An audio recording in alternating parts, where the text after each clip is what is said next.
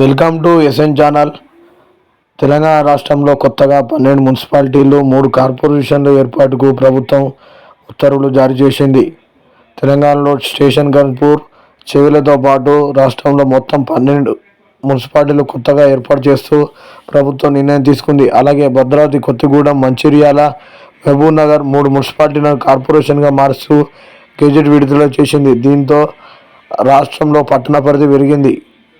143గా ఉన్న మొత్తం మున్సిపాలిటీలు మొత్తం 155కు చేరాయని మున్సిపల్ అధికారులు తెలిపారు. వాస్తవానికి గెజెట్ విడుదల 15 రోజులు ముందే విడుదలైంది.